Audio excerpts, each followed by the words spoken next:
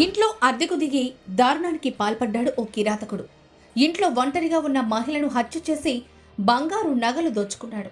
అనంతరం మృతదేహాన్ని కారులో తీసుకెళ్లి గోదావరి నదిలో పడేశాడు. హైదరాబాద్లోని మల్లాపూర్లో చోటు చేసుకున్న ఈ ఘటన స్థానికంగా కలకలం సృష్టించింది. మల్లాపూర్లోని బాబానగర్కు చెందిన సూరెడ్డి సుజాత కనిపించడం లేదని కుటుంబ సభ్యులు డిసెంబర్ 18న నాచారం పోలీస్ స్టేషన్లో ఫిర్యాదు చేశారు. పోలీసులు కేసు నమోదు చేసుకుని దర్యాప్తును ప్రారంభించారు. ఇటీవల ఇంట్లో అద్దెకు దిగిన అంజిబాబుపై అనుమానంతో విచారించారు.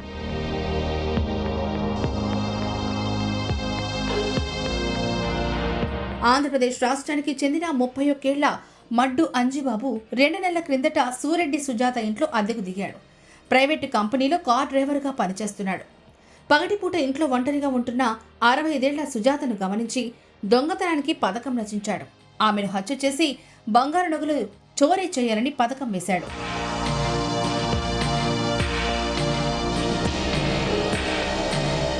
డిసెంబర్ 18న ఇంట్లో ఒంటరిగా ఉన్న సుజాతను గొంతు నులిమి చంపేశాడు.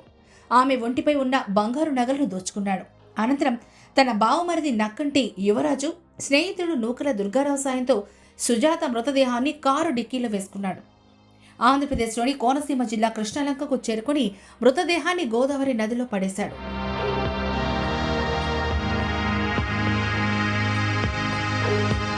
పోలీసులు సీసీటీవీ ఫుటేజీల ఆధారంగా కోనసీమ జిల్లా రాజోల్ మండలం పొదులాడ జంక్షన్ వద్ద నిందితులను గుర్తించారు.